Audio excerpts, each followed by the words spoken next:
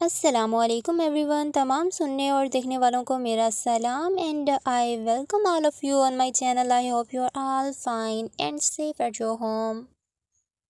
As you can see on the screen today our topic is abnormal psychology. तो आज हम पढ़ेंगे abnormal psychology के बारे में। देख लेते हैं अब एबनॉर्मल साइकोलॉजी को।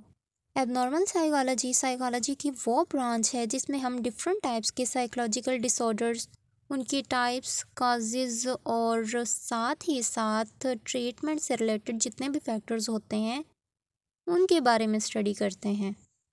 एबनॉर्मल बिहेवियर को sometime psychopathology, maladjustment, emotional disturbance, mental illness, unstable या फिर न्यूरोटिक का नाम दिया जाता है क्लिनिकल कॉन्टेक्स्ट में। अब कॉमर के अकॉर्डिंग जो एबनॉर्मल साइकोलॉजी की डेफिनेशन है उसे देख लेते हैं। The scientific study of abnormal behaviour in an effort to describe, predict, explain and change abnormal behaviour और एबनॉर्मल पैटर्न्स ऑफ फंक्शनिंग। वो लोग जो एबनॉर्मल साइकोलॉजी की फील्ड में काम करते हैं इनको क्लिनिकल साइंटिस्ट या क्लिनिकल प्रैक्टिशनर्स का नाम दिया जाता है। देख लेते हैं क्लिनिकल साइंटिस्ट का काम क्या है। क्लिनिकल साइंटिस्ट का काम सिस्टमेटिक वे में या स्टेप बाय स्टेप इंफॉर्मेशन को कलेक्ट करना ताकि वो किसी भी फिनोमिना को प्रेडिक्ट कर सकें और एक्सप्लेन कर सकें।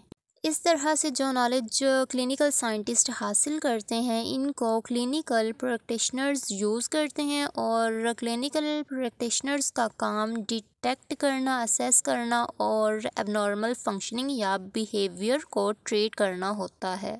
देख लेते हैं अब वर्ड एबनॉर्मल को। जो वर्ड एबनॉर्मल है वो दरअसल दो लातीनी अल्फाज का कॉम्बिनेशन है जिसका मतलब है मायार से दूर। अब वर्ड एबनॉर्मल को समझने के लिए हम सबसे पहले इसे दो हिस्सों में डिवाइड कर लेते हैं। फर्स्ट वन इज़ एब। एब को हम अवे या फिर दूर के मानों में लेते हैं। दूसरा है नॉर्मल। नॉर्मल को हम नॉर्म्स में कंसीडर करते हैं। Abnormal means away from norms, rules and regulations. देख लेते हैं नॉर्म्स क्या होते हैं। नॉर्म्स किसी भी सोसाइटी के रिटन या फिर अनरिटन रूल्स एंड रेगुलेशंस होते हैं। तो इस तरह से एबनॉर्मल का लफ्ज़ी मतलब अवे फ्रॉम नॉर्म्स बनता है। तो क्या अब जो बिहेवियर नॉर्म्स से हटकर होगा उसे हम एबनॉर्मल बिहेवियर में कंसीडर करेंगे। बेसिकली एबनॉर्मल साइकोलॉजी को डिफ़ाइन करने के लिए रिसर्चर्स की तरफ से बहुत सी डेफिनेशंस बयान की गई थीं। आमतौर पर जितनी भी डेफिनेशंस हैं इनमें ये चार चीज़ें बहुत कॉमन हैं। इनको हम आमतौर पर 4Ds का नाम देते हैं: deviance, distress, dysfunctioning and danger. आए अब हम इनको वन बाय वन एक्सप्लेन करते हैं। Deviance means something being extremely different and behaving in an eccentric manner। मसलन अगर कोई शख्स आम लोगों से हटकर कोई ऐसा बिहेवियर शो करता है तो उसे हम डेविएंट बिहेवियर कहते हैं या फिर कह सकते हैं। डेविएंट बिहेवियर के चंद एक एग्जांपल्स को हम देख लेते हैं। The most recent example of deviance is homosexual marriages. अब वेस्टर्न कंट्रीज़ की बात करें तो वहाँ पे एक तो होमोसेक्सुअल मैरिजेस अलाउ भी हैं और दूसरा एक्सेप्टेबल हैं उनके कल्चर के मुताबिक। तो वहाँ पे ये चीज़ें नॉर्मल हैं। अब पाकिस्तान की बात करें या फिर दूसरे मुस्लिम कंट्रीज़ की बात करें तो वहाँ पे अगर ऐसा कोई केस या फिर ऐसा कोई सीन देखने को मिलता है तो वो चीज़ें एबनॉर्मल कंसीडर की जाती हैं क्योंकि ये हमारे नॉर्म्स से हटकर हैं। सिमिलरली यंग एज में शादी करना हमारी सोसाइटी में नॉर्मल बात समझी जाती है। अगर वेस्टर्न कंट्रीज़ की बात करें तो वहाँ पे डेफिनेटली इस चीज़ को एबनॉर्मल समझा जाएगा। अच्छा, अब यहाँ पर बहुत ही इम्पोर्टेंट बात ये है कि अगर आपके पास कोई ऐसा क्लाइंट आ जाता है जिसकी आप असेसमेंट कर रहे हैं तो आपके लिए ये जानना बहुत ज़रूरी है कि वो बंदा या बंदी किस सोसाइटी से बिलोंग करता है। रीज़न ये है कि हर सोसाइटी के अपने अपने नॉर्म्स होते हैं।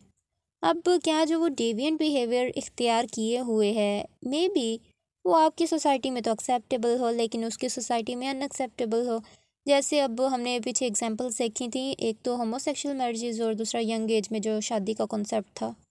डेविएंट बिहेवियर के मज़ीद एग्जांपल्स को देख लेते हैं जिसमें ड्रग अब्यूज़, सुसाइडल बॉम्बिंग और साथ ही साथ किसी की डेथ पे जोक सुनाने लग जाना जैसी एग्जाम्पल्स डेविएंट बिहेवियर को शो करती हैं।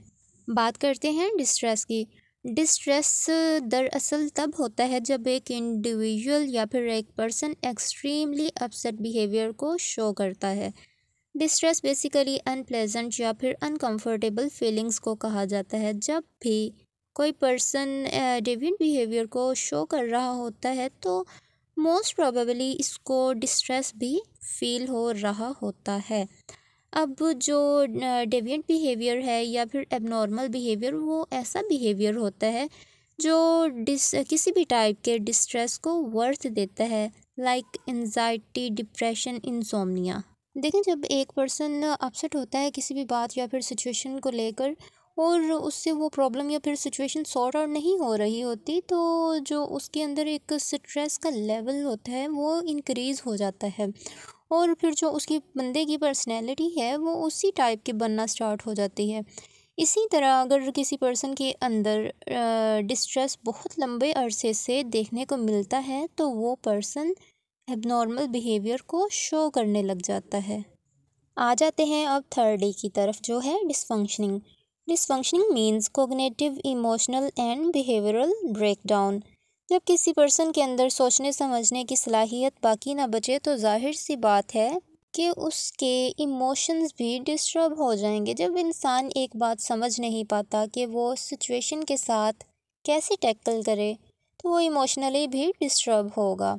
और साथ ही साथ जो इंसान की डेली परफॉर्मेंस होती है या डेली के छोटे छोटे टास्क होते हैं उन्हें इफ़ेक्टिवली परफॉर्म नहीं कर सकेगा। इसको हम डिसफंक्शन कहते हैं। देख लेते हैं लास्ट डी को, जो कि है डेंजर। अब एक ऐसा शख्स जो डेविएंट बिहेवियर शो कर रहा हो, फिर उसे डिस्ट्रेस भी फील हो रहा हो और साथ ही साथ जो उसकी डेली लाइफ परफॉर्मेंस है या फिर एक्टिविटीज़ हैं वो भी डिस्टर्ब हो रही हों, तो मोस्ट प्रोबेबली वो शख्स वो इंसान अपने लिए दूसरों के लिए ख़तरा बन सकता है। देखते हैं माजी में एबनॉर्मल बिहेवियर को कैसे ट्रीट किया जाता था। Ancient views and treatments.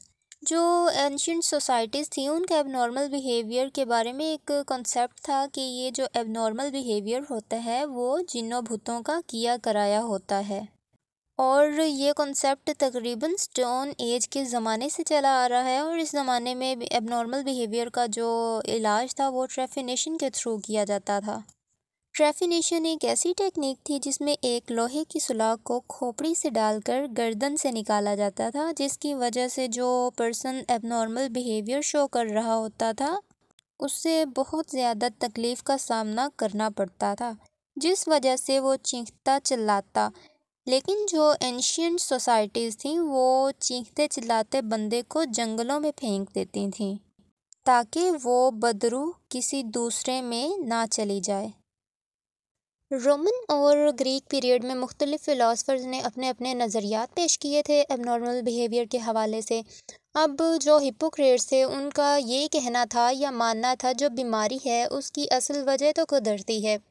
इसके अलावा आपने ह्यूमर्स का कॉन्सेप्ट दिया था जिसके मुताबिक हर इंसान की बॉडी में कुछ फ्लूइड्स पाए जाते हैं जिन्हें black bile, yellow bile, red bile या फ्लेम का नाम दिया जाता है। अब अगर इन फ्लूइड में इम्बैलेंस पैदा हो जाए तो किसी किस्म की नफसियाती बीमारी जन्म ले सकती है।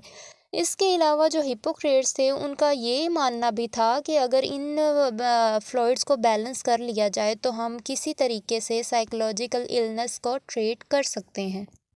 500 से 1350 ईस्वी तक, जिसे हम मिडल एजेस का नाम देते हैं, यूरोप में डेमन्स का कॉन्सेप्ट फिर से वापस आ गया था, यानी कि बदरूहों का। अब जो चर्च थे उन्होंने साइंटिफिक एक्सप्लेनेशन को रिजेक्ट करते हुए तमाम कंट्रोल अपने हाथों में ले लिए थे। इस तरह जो उस दौर में रिलीजन बिलीफ थे वो हमें बहुत ज़्यादा डोमिनेंट नज़र आए। इस अरसा में एक तो एबनॉर्मेलिटी को नेकी, बदी या फिर गुड और बैड इवल के दरमियान कॉन्फ्लिक्ट समझा जाता था। जब हर चीज़ एकदम से डाउनफॉल चली गई थी तो ये वो पीरियड था जब चीज़ों का रिवाइवल हुआ फिर से। सन 1400 से 1700 ईस्वी तक, जिसको हम रेनेसेंस पीरियड भी कहते हैं, उस दौरान मुख्तलिफ़ किस्म के फिजिशंस और फ़िलासफ़र्स ने अपने अपने पर्सपेक्टिव पेश किए थे। मसलन जर्मन फिजिशियन जॉन वेयर का ये मानना था कि माइंड भी उसी तरह से बीमार हो सकता है जिस तरह से बॉडी होती है। अब ऐसे लोग जो किसी किस्म की मेंटल इलनेस का शिकार थे, उनकी केयर ट्रीटमेंट उस किस्म की फ़िज़ा में बहुत ज़्यादा इम्प्रूव हुई थी। और साथ ही साथ यूरोप के जो मजहबी मज़ारात थे, ऐसे लोगों के लिए वक्फ कर दिए गए थे जो किसी किस्म की साइकोलॉजिकल इलनेस का शिकार थे। उन्हें अच्छे तरीके से ट्रीट किया जाता था और उसी दौरान अजाइलम्स भी अपने अरूज की तरफ जाने लगे। अजाइलम ऐसे इंस्टीट्यूट थे जहां पर मेंटली सिक लोगों को रखा जाता और उन्हें अच्छे तरीके से ट्रीट किया जाता था। सन 1800 में मेंटली इल लोगों का ट्रीटमेंट दोबारा से इम्प्रूव होने लगा और उस दौरान रिस्पेक्टफुल टेक्निक्स और मॉरल गाइडेंस पर जोर दिया जाने लगा। 20वीं सदी के शुरू में दो अपोजिट पर्सपेक्टिव सामने आए, एक सोमैटोजेनिक पर्सपेक्टिव और दूसरा साइकोजेनिक पर्सपेक्टिव।